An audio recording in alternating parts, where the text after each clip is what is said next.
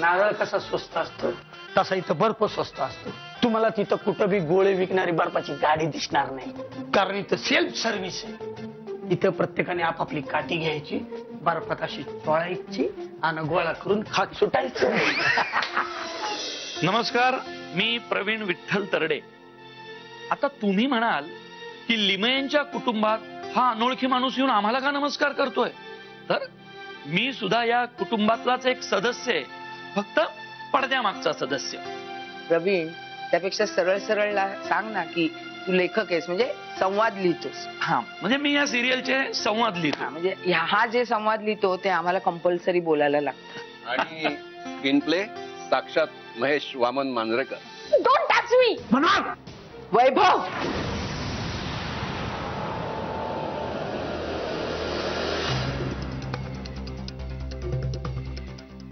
खांद्यापासून हात उपटून टाकेन मी तुझा। बेशरम, बायकोवर हात उगारतोस।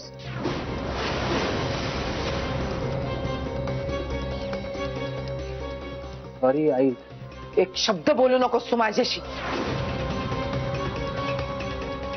शी, लाज वाटते मला तुझी।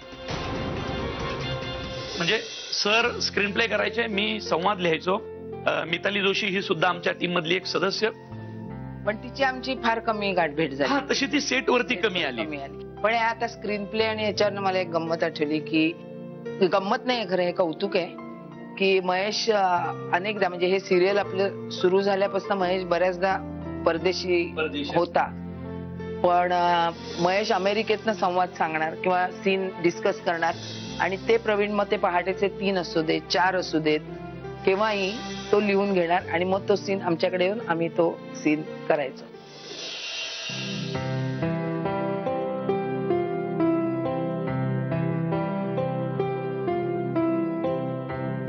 घ्या ना, घ्या घ्या। चला, म्हणजे आमची मुलगी लिमयांना सून म्हणून पसंत आहे तर? अजिबात नाही।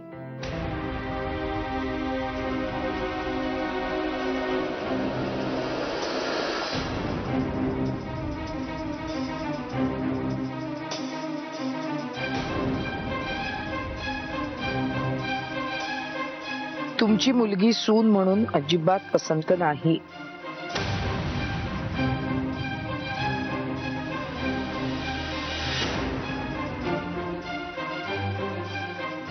आता ती आमची मुलगी झाली।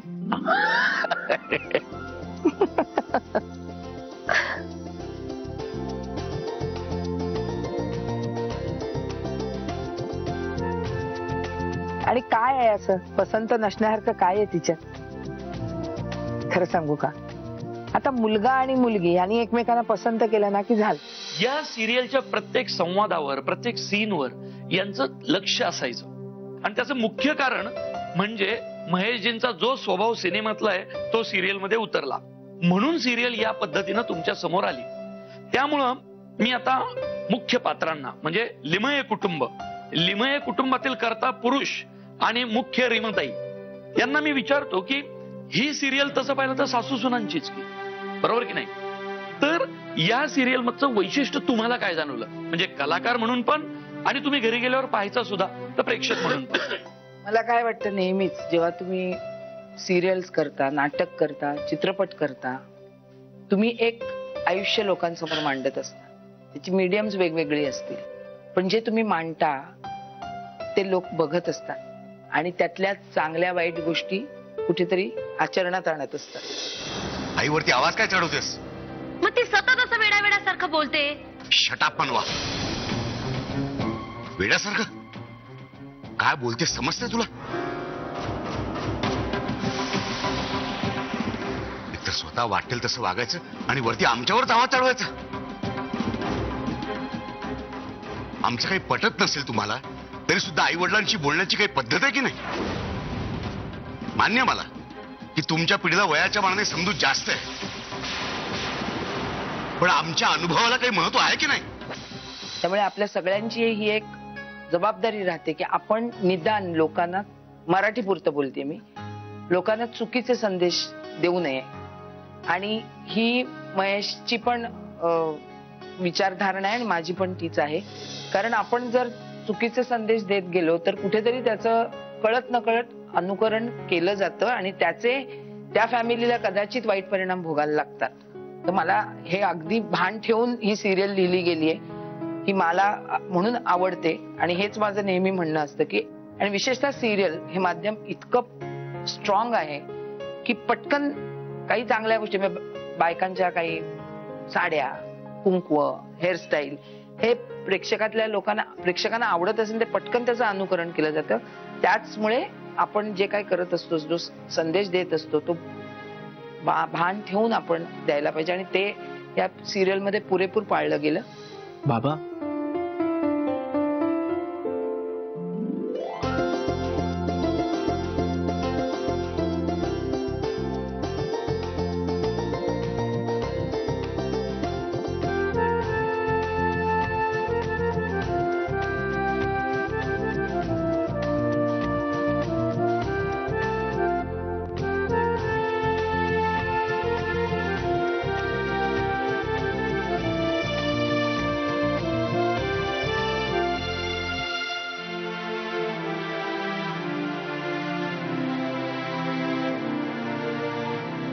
काय पाहताय? मधली काही वर्ष एकदम गायबच झाली, हो ना? आठवतंय तुम्हाला सगळं? 14 फेब्रुवारी 1982 संध्याकाळी 5 वाजता भरतनाट्य मंदिरच्या बाहेर गुलाबाच्या ऐवजी जास्वंदीचं फुल देऊन तुम्ही मला प्रपोज केलं होतं. आणि तुझा होकार. आणि पुढच्या 2 वर्षात लग्न. 15 नोव्हेंबर 1986 वैभवचा जन्म. आणि आज हॅलो, तोच वैभव आता 26 वर्षांचा झालाय आणि आज त्याचं लग्न आहे. सो मेरे रोमिओ जुलियट, ही रांझा अकबर जोधा, जर आपल्या लव्ह स्टोरीतून बाहेर याल. खरं तर ही सिरियल यशस्वी होण्यात रीमाताईंचाही वाटा खूप मोठा आहे. कारण महेशजी, आम्ही जेव्हा एखादा संवाद लिहायचो, एखादा सीन लिहायचो, तर सीन लिहिताना महेशजी सांगायचे की प्रवीण, रीमा हा संवाद या पद्धतीनं बोलणार. या सीनची ताकद, या संवादाची ताकद जर एवढी आहे तर रीमाच्या अभिनयानं ती ताकद एवढी होणार. आई, या विकेंडला डॅडच्या फार्म हाऊसवर जायचंय. मला नाही जमणार, मला जरा काम आहे. आई, ठेव की कामं 2 दिवस बाजूला. त्यापेक्षा तुम्ही राहा की 2 दिवस इथे घरी. द्या की 2 दिवस आई वडिलांना. आणि काय श्रावण बाळ बनू? नको रे बाबा, अशी काही अपेक्षा नाही आमची तुमच्याकडून. म्हणजे कावड खांद्याला लावून चालणं तर सोडाच, ती तुम्ही आमच्यासाठी उचलावी अशी इच्छा नाही आमची.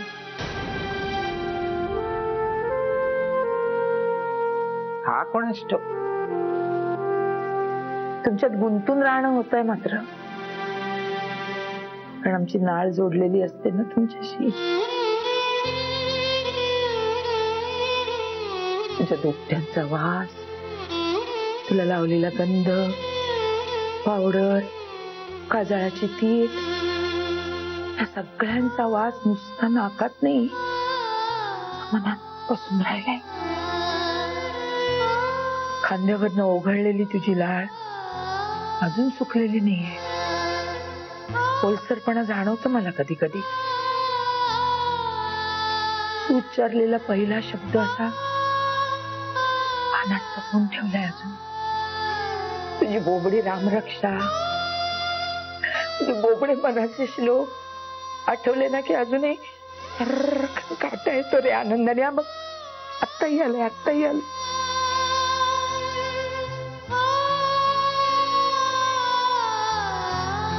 तुझ्या जन्मानंतर डॉक्टरने काय कापलं माहिती नाही, पण तुझ्याशी जोडली गेलेली नाळ अजून तशीच आहे.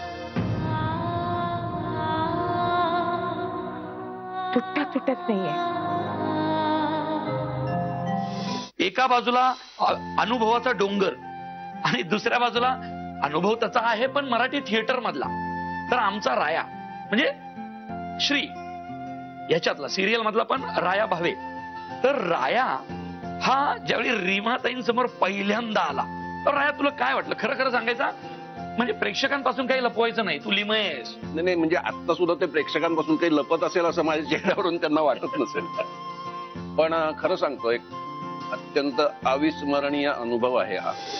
माझ्या सगळ्या खोडकर विद्यार्थ्यांपेक्षा ना तुम्ही सगळ्यात जास्त बेशिस्तात लिमय आहे. मग काय आता उठा बसा काढू का अंगठ्या धरून उभं राहू तुझ्या समोर? तुमच्याशी मला बोलायचंच नाही. गेले 30 वर्ष दिवसातनं कमीत कमी 3 वेळा तरी हे वाक्य मी ऐकतोय. पण या सिरियलचा गुणधर्मच तसा आहे, कारण पहिल्या एपिसोड मधला राया आणि आज शेवटच्या एपिसोड मधला राया यात जमीन आसमान फरक आहे. नाही, मला असं वाटतं आपण फारच रायांवर टीका करतोय. असं काय नाही. पहिल्या वेळेला एक तर सगळंच नवीन होतं त्यांना.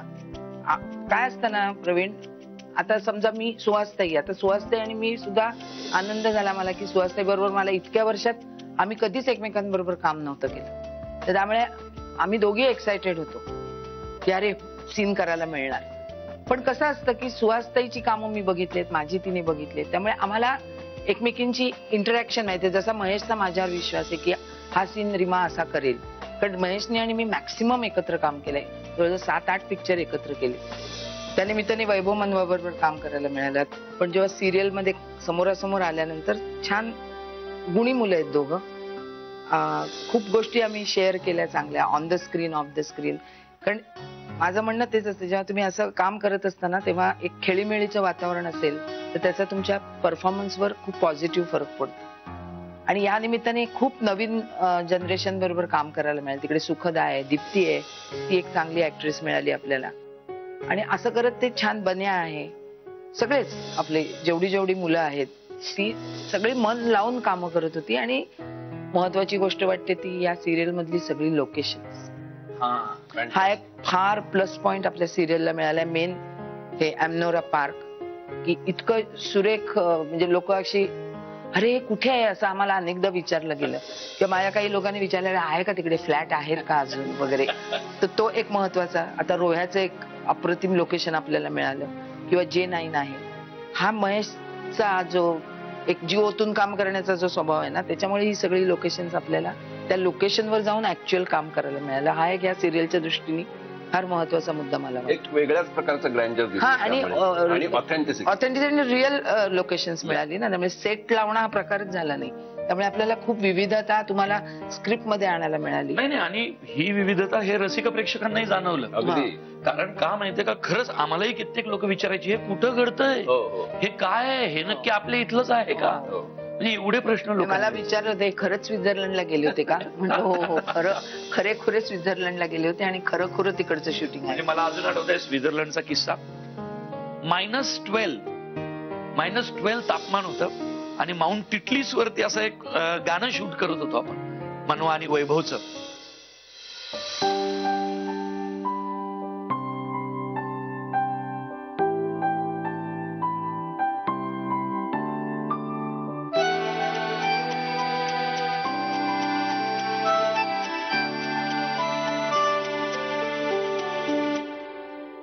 आणि त्या -12 मध्ये असा वैभव उडी घेतो बर्फात गोड केलं. आणि इतका गोड सीन केला आणि कट झाल्यानंतरही वैभव थोडा वेळ उठलाच नाही. वैभवला उठवावा लागला. थंडीने त्याचं फार असं लाकूड झालं. हा, कारण म्हणजे ते मला जे रिअल हवंय ते हवंय. ते दोघांचं पेअर म्हणून पण खूप गोड दिसत खूप होते. गोड दिसतं, खूप तसं गोड. आता हे अभिजित आहे का केळकर आहे हा. की चांगला ऍक्टर आहे आणि त्याला एक चांगला रोल महेशने दिला. तू पुन्हा पुन्हा त्याला इमोशनल ब्लॅकमेल करतेस. करणार, कारण माझा मुलगा आहे तो. बिन लग्नाचा राहिला ना तरी चालेल मला. बाबा थांबा बाबा, हे सगळं काय चालवलंय तुम्ही? बाबा आईशी या पद्धतीने बोललेलं मला नाही आवडणार. बरोबर बोलते ती.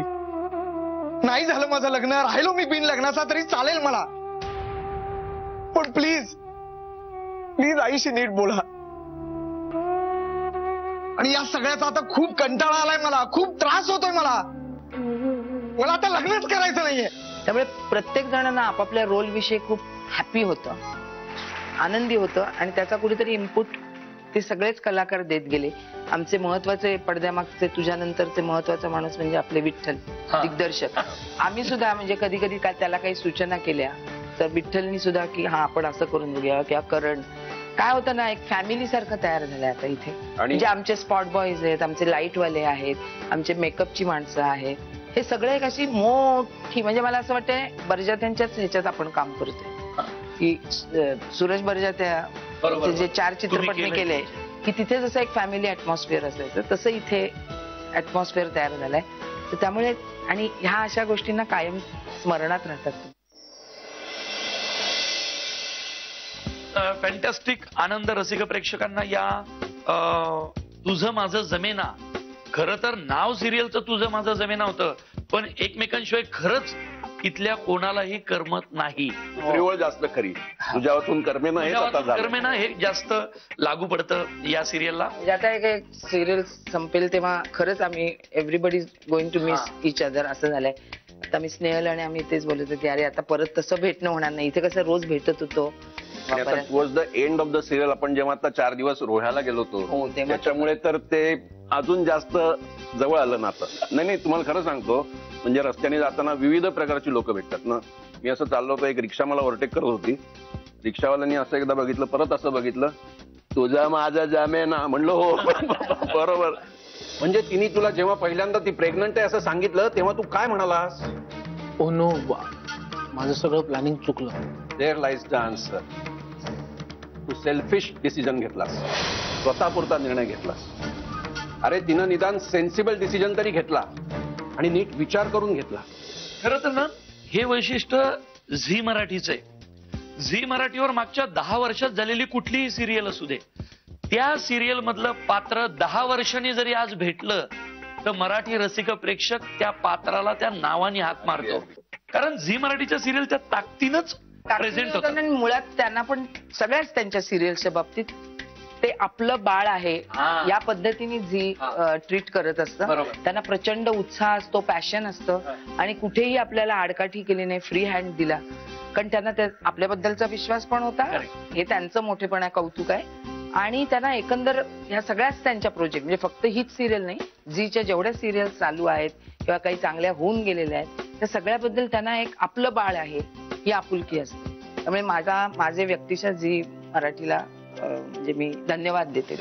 तर आता झी मराठीच्या ज्या प्रेक्षकांनी आपले हे तुझं माझं जमिनाचं कुटुंब मागचे 6-7 महिने पाहिलं, आता त्या प्रेक्षकांना आपण भेटणार नाहीत. म्हणजे तुझं माझंच्या प्लॅटफॉर्मवर नंतर काय होईल पुढं काही दिवसांनी आपण नाही सांगू शकत. पण त्या रसिक प्रेक्षकांना तुम्ही काय सांगाल झी मराठीच्या? प्रेक्षकांना आम्ही असं सांगू की त्यांनी वारंवार आम्हाला प्रोत्साहन दिलं. कारण जेव्हा जेव्हा आम्ही कुठे बाहेर असायचो तेव्हा प्रेमाने आपुलकीने माणसं येऊन भेटतात आणि आवडल्याची पावती देतात. तर असंच उदंड प्रेम तुम्ही आमच्यावर करत राहा, जे आम्हाला मोटिवेट करेल. आणि म्हणून मग मला परत मी मगाशी जो मुद्दा बोलले, उगाच निगेटिव्ह साईड, अति भांडणं, अति हेवे देवे, कारण त्या लोकांवर त्याचा खूप प्रचंड प्रमाणात इम्पॅक्ट होतो. पण सकाळ संध्याकाळ तुम्ही लोकांना दिसत असता आणि सिनियर सिटीजन्स आहेत, खूप मुलं आहेत, हे त्याचा परिणाम घेऊन जगत हे असतात. भान आपल्या सिरियलनी चांगलं जपलं म्हणून तर स्त्री भ्रूण हत्या असेल, नाही कुठलेही असे जे व्यसनमुक्ती असेल, विषय ह्या विषय प्रत्येक आहेत, विषयावर आपण बोललो. पण आपण तेच म्हणते की ते भान ठेवणं आपल्या कलाकारांच्या, आपल्या निर्मात्यांच्या, आपल्या दिग्दर्शकांच्या, लेखकांच्या, सगळ्यांच्याच बाजूने फार महत्वाचा मुद्दा आहे आणि तो आपण तशा पद्धतीने. जर या घरात मुलगी येण्यासाठी तुमचा जीव जाणं गरजेचं असेल ना, तर तसंच होऊ द्या. तुमच्यासारख्या बायकांमुळे एका मुलीच्या जन्माला जर आडकाठी येणार असेल ना, तर तुमची जमात नष्ट झालेलीच बरी. आता एक शब्द जरी स्नेहल बोललीस ना तरी झिंजा उपटून हातात देईन. आणि मी गळा आवळीन तुमचा जर माझ्या मुलीबद्दल एक अवाक्षरही बोलाल तर. अच्छा, म्हणजे हे सगळं तुला मला ऐकवायचं होतं म्हणून नुपूरला आतमध्ये पाठवलं? नाही, उलट तुमचं हे रूप पाहून त्याला तुमचा तिरस्कार वाटू नये ना, म्हणून त्याला आत पाठवलं. आई, लाज वाटायला पाहिजे तुम्हाला. तुम्ही एक स्त्री असूनही एका स्त्रीच्या जीवावर उठलाय. तुमच्यासारखाच विचार जर तुम्ही तुमच्या आईच्या पोटात असताना तुमच्या आजीनं केला असता ना, तर आज हा वाद घालायला तुम्ही अस्तित्वातच नसता. लिमये कुटुंब आपल्याला भेटलं. या सिरियलमध्ये अनेक कुटुंब आहेत. प्रत्येक कुटुंबात तुम्ही कुठला ना कुठला तरी धागा स्वतःशी जोडण्याचा प्रयत्न केला. त्या प्रत्येक कुटुंबाला, कुटुंबाच्या प्रत्येक सदस्याला आपण भेटणार आहोत